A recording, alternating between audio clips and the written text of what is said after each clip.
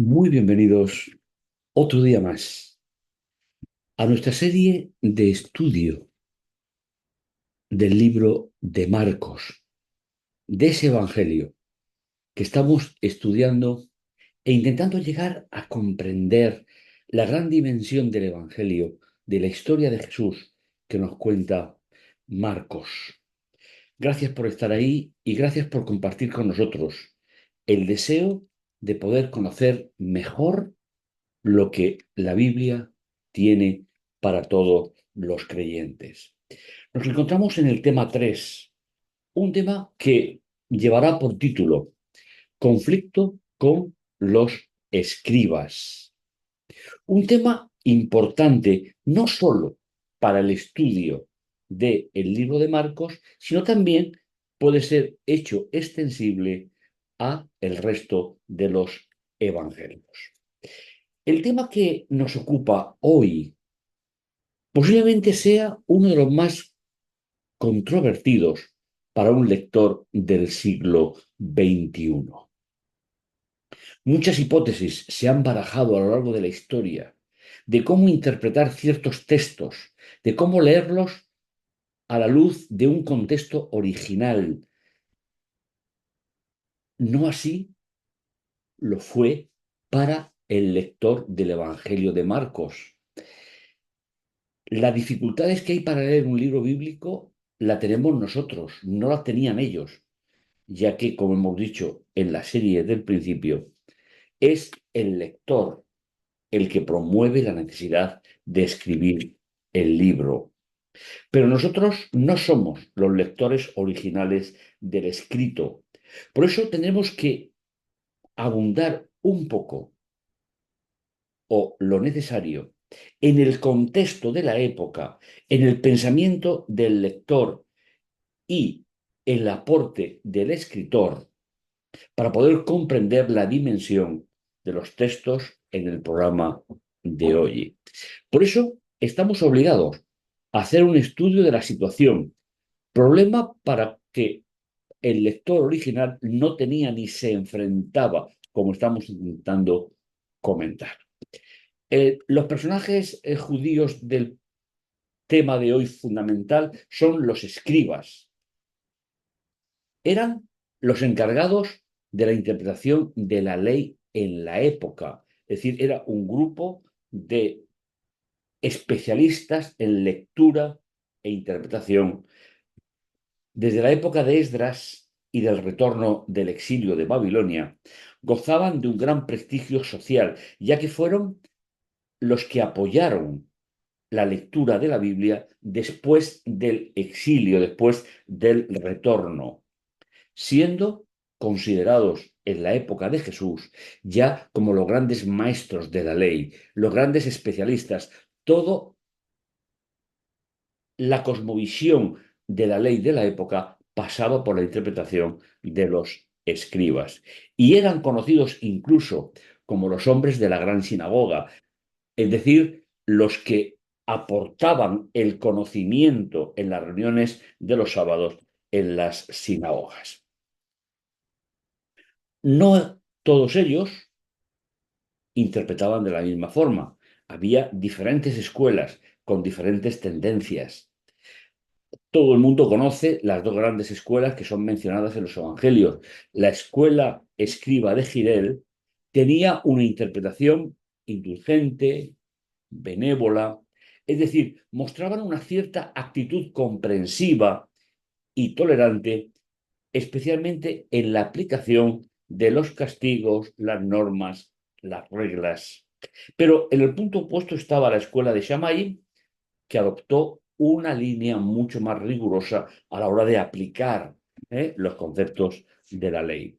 La literatura judía recogió las enseñanzas de estos grandes maestros en una obra amplia, grande, que tardó siglos en componerse, llamada la Mishnah. Debemos de recordar que para un judío creyente en la tradición interpretativa de los padres, la ley era normativa, mientras que para la mentalidad hebrea era pedagógica. Yo sé que este enunciado que acabamos de leer no es fácil de comprender para un lector actual. Sin embargo, va a formar parte de la controversia entre Jesús y la teología de su época. En hebreo se le llama Torah, es decir, dirección e instrucción, donde en el centro de la palabra aparece el sustantivo or, que significa luz. Es decir, sería algo así, desde el punto de vista pedagógico, lo que ilumina la vida del creyente. No sería normativo, sería pedagógico. Pero el proceso del regreso del exilio y el comienzo del uso del arameo como lengua vehicular en Israel terminó acuñando el término dat, ya no es Torah, ley en sentido imperial de legalidad. Finalmente, esta va a ser la controversia de los textos que vamos a analizar en el día de hoy. La ley, la que reinaba en la época de Jesús en el concepto de los escribas, va a ser analizada por Jesús, añadiendo, corrigiendo y volviendo a situar en el contexto que se necesitaba para ese momento. Conocer este cambio va a ser fundamental para entender la discusión de Jesús con los escribas. Jesús nunca, y esto tenemos que tenerlo muy claro, Jesús nunca actuó contra la Torá. Sí lo hizo con contundencia contra la interpretación normativa explicada por los escribas. Finalmente, tener en cuenta este detalle va a permitir acercarnos al mundo bastante desconocido para nosotros, en el cual se movió Jesús y que recogió Marcos en su libro. El texto para recordar en el día de hoy, Marcos capítulo 2, versículo 27, versículo 28. El sábado ha sido instituido por el hombre y no el hombre para el sábado, de suerte que el Hijo del Hombre también es Señor del sábado. Un texto que, sabéis, se interpreta de diferentes formas. Pero vamos a intentar contextualizarlo, vamos a intentar ver exactamente qué es lo que nos tiene que decir Marcos al respecto. Como ya he comentado, Jesús no se enfrentó en ningún momento a la Torá. Ya comentamos que no era posible sin haber pecado, ya que esa Torá que Dios dio a Moisés estaría en vigencia hasta la resurrección de Jesús. Y Jesús pasó todo su ministerio viviendo en la primera alianza. El problema sobre el que se basa la afirmación de Jesús de Marcos 2, 27-28, era el lugar otorgado al ser humano en las explicaciones de la interpretación normativa dat, explicada por los escribas y los fariseos. ¿Qué debemos de pensar con respecto a esta afirmación? La interpretación de la ley en la época de Jesús a través del concepto normativo alejaba al creyente del verdadero sentido de la Torá o lo acercaba. Esa es la gran pregunta que debemos de hacernos. Sin identificar esta actualidad, un lector actual no será capaz de entender el discurso de Jesús. Por ello, hay tantos problemas en la actualidad, pero no solo al leer el Evangelio de Marcos, sino al leer los otros evangelios o incluso las cartas de Pablo. Por ello, hay tantos problemas en la actualidad, en la cosmovisión cristiana sobre la Torá, es decir, la cosmovisión de la cristiandad a lo largo de los siglos hasta llegar a nuestros días. Un pequeño consejo. Si no has entendido esta situación, no sigas con el estudio. retrocede hasta el momento de poder entenderlo. Porque entenderlo significa escuchar las palabras con el sentido original y no con el sentido que le ha ido dando la historia de la interpretación a lo largo de los siglos. El tema que nos ocupa hoy tiene estas secciones que veis en pantalla. Son secciones pequeñas, no son grandes discursos. Jesús prácticamente no va a dar ningún discurso en todos estos textos y simplemente siguiendo la costumbre de Marcos, son pequeñas historias entrelazadas para resaltar las conversaciones de Jesús con los escribas. La historia del paralítico, el llamado de Leví, Jesús come con publicanos y pecadores y cuál es la reacción del judaísmo de la época, el ayuno social de esa época, lo viejo y lo nuevo, el sábado en los campos de trigo, recuperación del sentido del sábado, el sábado y la sanación. Comencemos por el principio. Entró de nuevo en Cafarnaúm y a través de los días corrió la voz de que estaba en casa. Veis que es bastante particular la definición que se nos da, es decir, pasado unos días, como siempre, Marcos no mantiene una cronología exacta, sino le interesa ir ligando los temas para ese diseño de todo el libro. Se agolparon tanto que ni siquiera ante la puerta había ya sitio, mientras él les anunciaba la palabra. Entonces vinieron a traerle un paralítico llevado entre 4 de sus amigos. Viendo Jesús la confianza, el compromiso, la fidelidad, la fiabilidad, la lealtad que tenían, dijo al paralítico: hijo, tus pecados te son perdonados. Y esta frase es el comienzo de una discusión ideológica entre Jesús y esos especialistas muy bien reconocidos socialmente. Ellos, que estaban sentados allí, versículo 6, pensaban en sus adentros: ¿por qué éste habla así? Está blasfemando, está mintiendo. ¿Quién puede perdonar pecados sino solo Dios? Jesús, conociendo su pensamiento, al instante, en su espíritu, les dijo: ¿por qué pensáis así en vuestro interior? ¿Qué es más fácil? ¿Decir al paralítico: tus pecados te son perdonados? ¿O decirle: levántate, toma tu camilla y anda?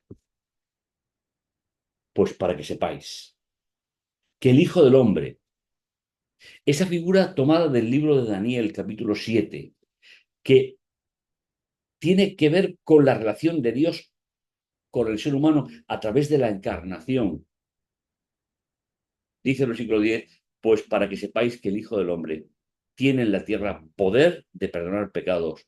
Dice al paralítico: a ti te digo, levántate, toma tu camilla y ve a casa.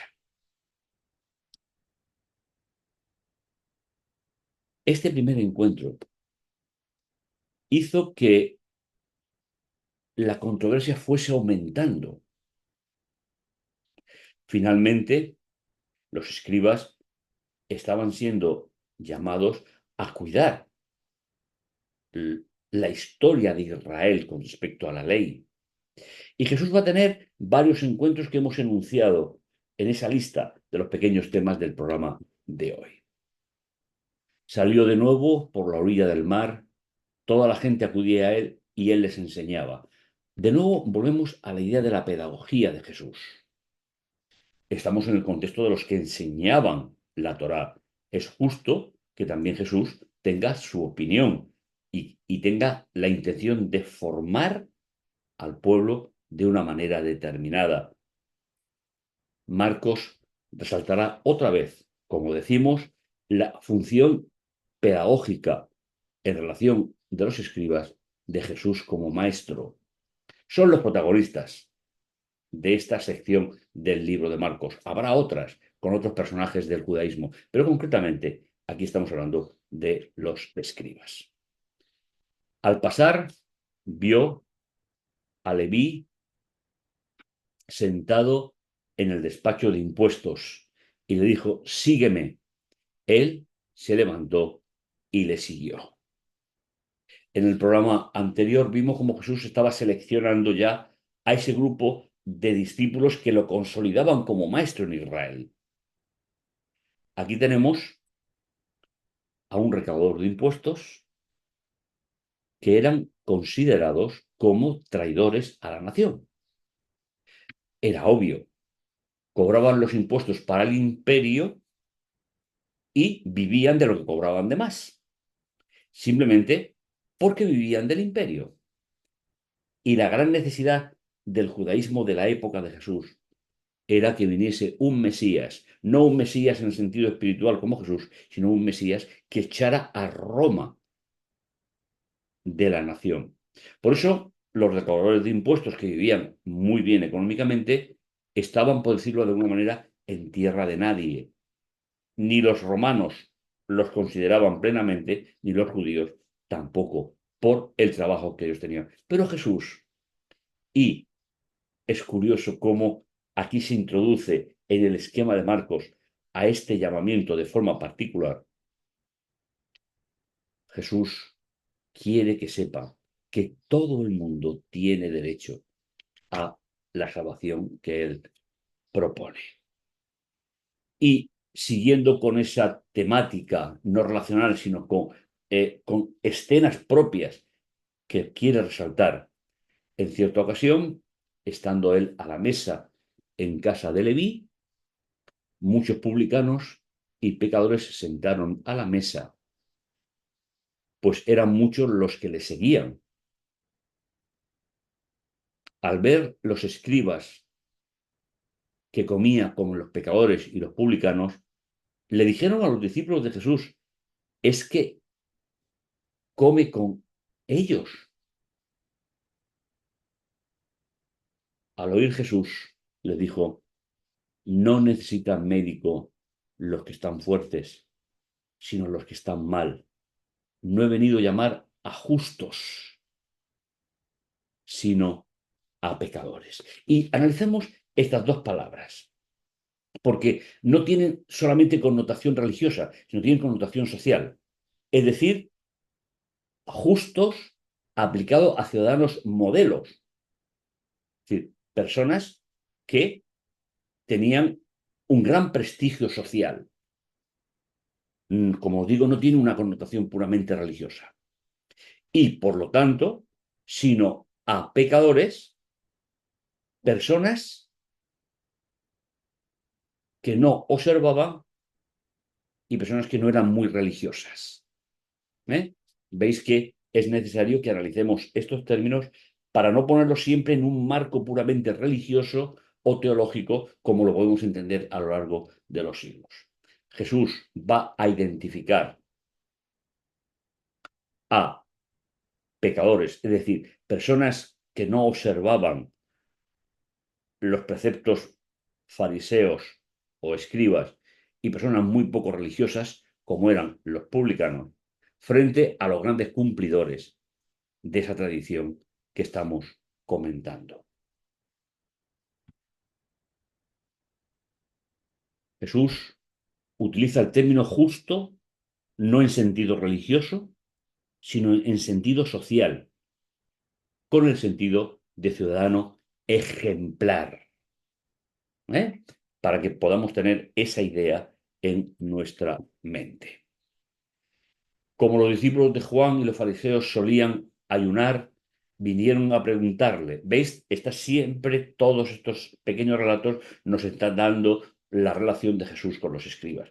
¿Por qué tus discípulos no ayunan, siendo así que los discípulos de Juan y los de los fariseos practican el ayuno? Jesús les respondió, ¿pueden acaso ayunar los invitados a la boda mientras el novio está con ellos? Mientras tengan consigo al novio, no pueden ayunar. días vendrán en que les será arrebatado el novio, y entonces ayunarán cuando llegue aquel día.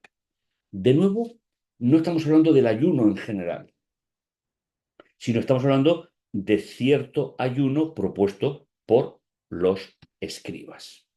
En ese texto nos encontramos con el mismo problema comentado con anterioridad.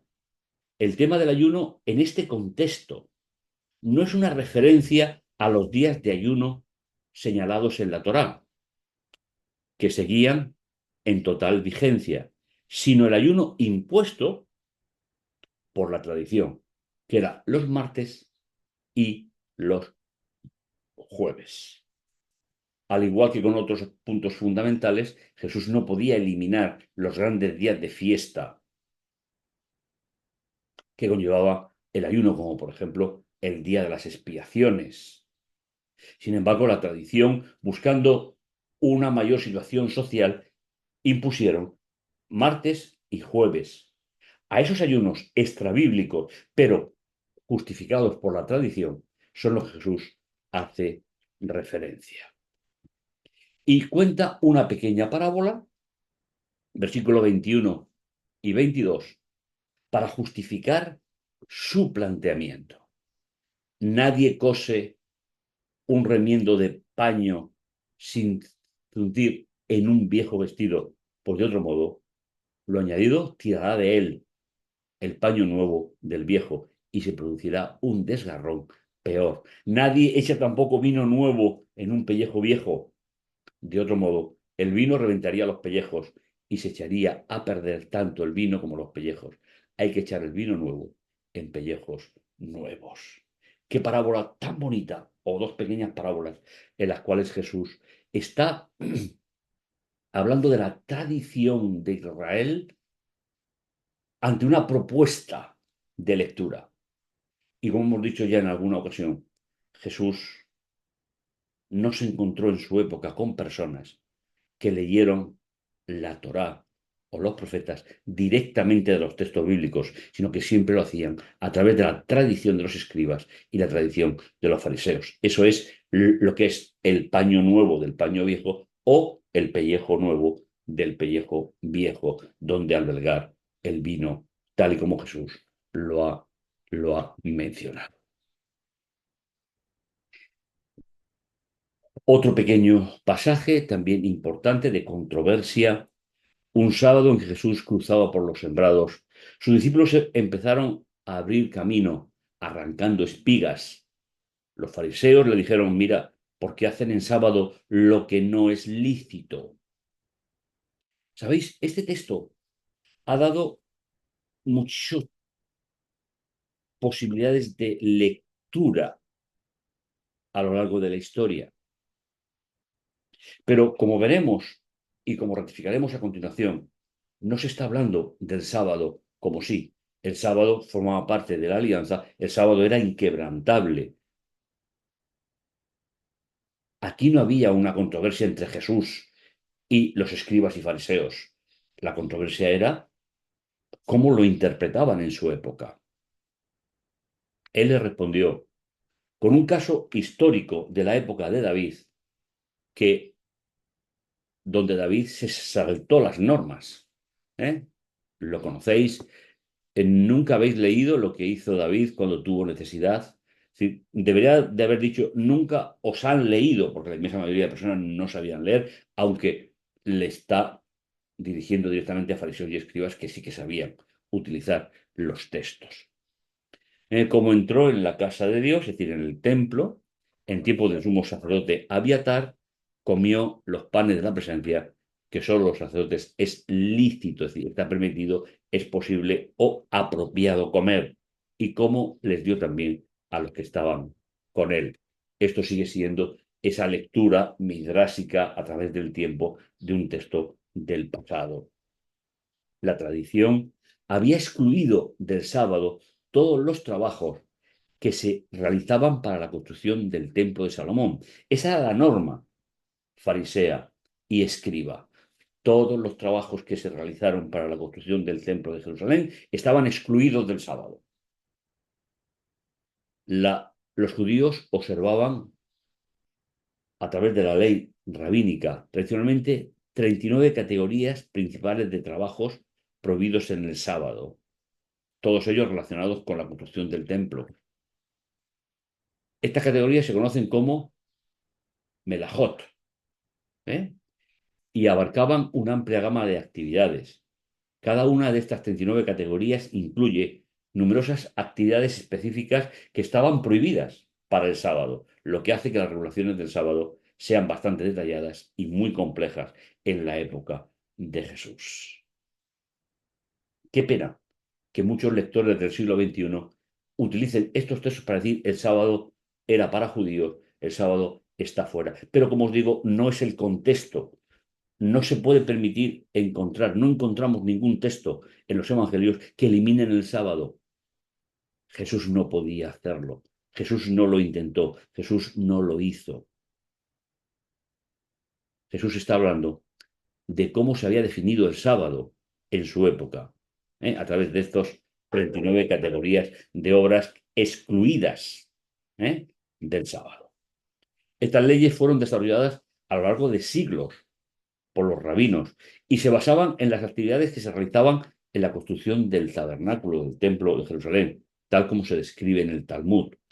Además de estas categorías principales, hay otras muchas leyes y costumbres adicionales que guían la observancia del sábado en el judaísmo de la época y todavía en la actualidad. Y Jesús añadió, el sábado ha sido instituido para el hombre y no el hombre para el sábado. Es decir, el sábado no se constituyó para limitar la actuación de los seres humanos como era en su época. De suerte que el Hijo del Hombre también es Señor del sábado. Era Señor de muchas cosas. Era el Dios del sábado. Qué diferente es cuando se leen estos textos, como acabamos de decir, para hablar de la abolición, de la sustitución, cuando no era posible. Pero estaba sometido a tantas reglas que era imposible no depender de los maestros de la época para guardarlo socialmente. Era imposible, porque era prácticamente, como digo, imposible poder acordarse de todas las prescripciones que se habían incluido en el día de sábado. Como estamos diciendo, el texto no habla del sábado, sino habla del principio de regulación de las actividades que se podían hacer o no en sábado. Pues el sábado no estaba en cuestión. Qué pena que muchos lectores de la cristiandad en la actualidad interpretan superficialmente este, este texto de Marcos. Jesús, en la controversia, se pone por encima de la tradición, llamando a volver al sentido original hebreo del sábado. Disculpad, hay una palabra mal escrita.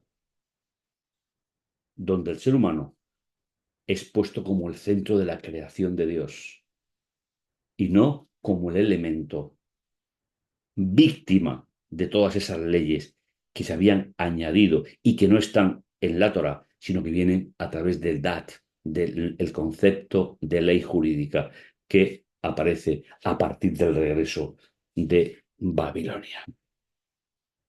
La expresión hijo de ser humano indica que es el representante de la humanidad frente a los excesos de cómo guardar el sábado en su época.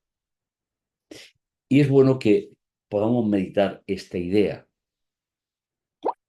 No se puede hablar de abolición de sábado, se habla del principio de la regulación de las actividades, de lo que se podía o no se podía hacer, según la teología de la época. Un punto importante para nuestra reflexión. Entró de nuevo en la sinagoga, donde casualmente había un hombre que tenía la mano paralizada. Estaban al acecho a ver si lo curaba en sábado. ¿Veis? Un problema que se añadía a lo cuestionado anteriormente. Para poder acusarle, dijo al hombre que tenía la mano seca, levántate y ponte en medio de ellos. La sección daba comienzo con la sanación del paralítico. Ahora termina con otra sanación. El hombre de la mano paralizada. Otro sábado en el ministerio de Jesús. Cada vez que aparece la sinagoga, estamos hablando del día de reposo, como sábado. El problema, estaban al acecho, a ver si le curaba en sábado para poder acusarle. Este es el problema concreto. Repito, no tiene nada que ver con el sábado, sino con quién tenía la autoridad para establecer la regla del cumplimiento para el sábado. En la ley judía, la sanación de un ser humano en sábado estaba excluida, aunque sí se podía auxiliar a un animal en apuros. Es decir, se podía rescatar a un animal de un pozo, pero no se podía ayudar a la sanación de un ser humano. Jesús ha dicho, yo soy el Señor de sábado. Yo soy el que decide lo que se puede o no se puede hacer en sábado. Finalmente es el Dios que transmitió en el Sinaí las instrucciones a Moisés. Estaban al acecho para juzgar a Jesús según la ley de la época y no según la Torá establecida en el Sinaí. La sección que hemos analizado consta de 5 relatos distintos entrelazados, a los que se añade el llamado de Leví, añadiendo 2 sentencias como resumen. Nadie cose un remiendo de paños sin fruncir en un vestido viejo, pues de otro modo lo añadido tiraría de él. Nadie echa tampoco vino nuevo en pellejos viejos, de otro modo reventaría el pellejo. Jesús compara, aparte del llamado de Leví, nos deja 2 sentencias, lo nuevo y lo viejo. No tiene que ver con la Torá, tiene que ver con el sentido de dat, con el sentido de ley en sentido farisea, en sentido de los escribas. Y este es un punto importante que deberemos de releer y reestudiar para poder entender el contenido que Jesús está haciendo. Y finalmente, la segunda sentencia. El sábado ha sido instituido para el hombre, para el ser humano, y no para que el ser humano sea la víctima del sábado. Si Jesús hubiese podido sustituir el sábado y hubiese sido su sentido, esta conversación no se habría tenido nunca y no habría sido registrada en los evangelios. De suerte que el Hijo del Hombre también es Señor del sábado. Es decir, es Jesús el que decide, tomando en cuenta los problemas de su época, la interpretación sobre la ley que se hacía en su época, lo que se podía o no se podía hacer en sábado. Y repito, si el sábado hubiese sido anulado, no habría habido nunca declaraciones como estas. 5 relatos de historias, el llamado de Leví y 2 sentencias perfectamente delimitadas en el estudio del programa de hoy. Lo viejo y lo nuevo. Y el gran protagonista del sábado es el ser humano, porque nos conecta directamente con la creación. Acuérdate de santificar. Y no puede ser la víctima de la controversia de la época.